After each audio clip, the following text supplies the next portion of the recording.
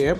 Here we are with Ms. Jacqui Timmins and Sallie Coventry. Jacqui is the Director of AIME and CIBTM at Read Travel Exhibitions, and Sallie is the Portfolio Director at IBTM Events. So it's a privilege for Travel and Tour World to question and have a candid conversation with both these wonderful ladies, and which would actually unfold some of the innovative plans of EIBTM, IBTM, AIME, CIBTM, and Read Travel Exhibitions together. So, director of two popular business travel events of the planet. So, how would you assess your contribution in the last 2 years?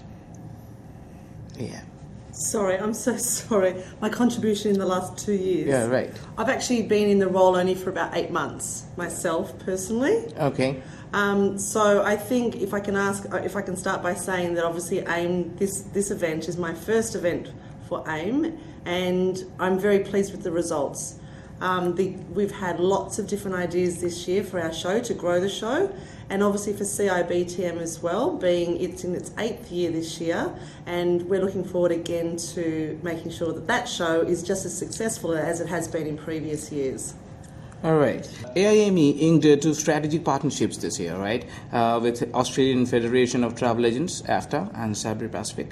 So how will you describe this partnership as the foundation of the success for AIME 2014? I think the partnerships have been very important for us to move forward with. Part of the reasons that we have entered into these two strategic partnerships is to ensure that we start talking to different audiences.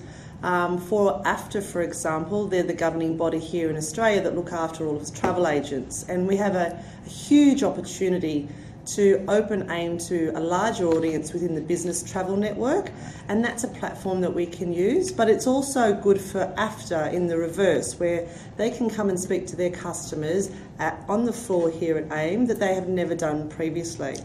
Sabre Pacific, they're a technology provider for the travel industry, and again it's a more broader approach that we're taking in terms of, again, having the audiences come and speak to Sabre that have never had the chance to do so before. So it's a mutually beneficial partnership for both parties. Great. Sallie, would you like to comment on the business travel industry of the world and how it's grooming up in the next 5 years, and probably your job role and your new plans and programs that you want to implement, right? I joined the Read team from a meetings and events background, so business travel has been a very key supplementary part of delivering large events. My sort of goals for the portfolio are really to keep them fresh, keep them innovative, keep our customers at the core of what we're doing, really focus on the experiences and the interactions that are taking place both on the show floor and around the events, and obviously to, as and when it's appropriate, to grow the portfolio in terms of geography. Great. So can you just describe some of the future strategies, basically, that will augment the popularity of AIME and CIBTM? I think my approach is looking at the two shows quite differently. AIME has been an event here in Melbourne for 22 years, so it's a very well established and mature event, and therefore the opportunities there are very different to what we have for CIBTM, which obviously is a show that is in China that has massive growth opportunity. The MICE sector in China is still relatively new. So the initiatives and strategies that we need to do is a different approach. All right. Maybe Sallie can comment on something? In terms of the two shows of AIME and CIBTM? Yeah, right. The future strategies that you are planning to implement, something like. Well, I look at things from a portfolio perspective, but Jacqui's absolutely right. The markets are different, and we need to make sure that the offering is tailored to that market. So we have shows in India, in Africa, and in China, as well as North America and Europe and the Middle East. So it's really about having some baseline quality and standards and components of the shows, but then also making sure that we're looking after the local needs in the market. If I can talk to you specifically about AIME, one of the initiatives that we are looking at is to try and ensure that we're talking to our customers outside of the show, so both on the show floor and also outside that, and really trying to create a community here in Australia and Asia Pacific to be the industry leaders and experts in business events. So that's certainly a strategy that we're looking to implement over the next few years. Fantastic.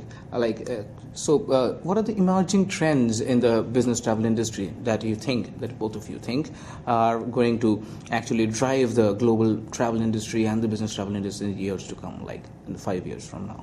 Well, I think technology is something that comes up time and time again, and we're definitely seeing technology used as a very complementary part of of world events to extend the legacy. At the end of the day, there's a huge amount of investment that goes into bringing people face to face and together, and the best thing we can do is try and extend that sort of momentum by using technology. I think there's been a lot of talk about whether it would ultimately replace face-to-face events, and I think we've moved beyond that now as an industry. Great. Can you just comment on very briefly about social media marketing, digital transparency, and stuff like that, which is actually coming up? New mobile apps, iPhone apps that are actually gearing up and taking over the more of the major market of the customers and the people who are actually the readers, the consumers, both of them. So I think there's a number of ways that we address that. So from an AIME perspective, the actual event, how we communicate to our audiences, our different customers, whether they're exhibitors or hosted buyers or visitors. We have launched the AIME blog this year, which has had tremendous readership.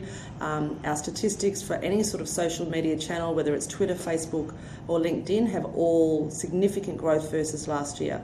Our digital strategy marketing has been put in place this year to make sure that we're reaching those right customers. But then there's the other part of innovation and the social, the digital marketing space that we need to look at in terms of on the show floor, and making sure that we're showcasing those exhibitors to our customers to make sure that they stay ahead of the trends that are happening, because as we know, it's such a fast moving space that we're all living in at the moment. Thank you, Sallie, and thank you, Jacqui, for this wonderful time, and I hope AIME and CIBTM grows year by year, and Thank you. Have a nice day ahead. Thank you very much. Thank you. Thank you.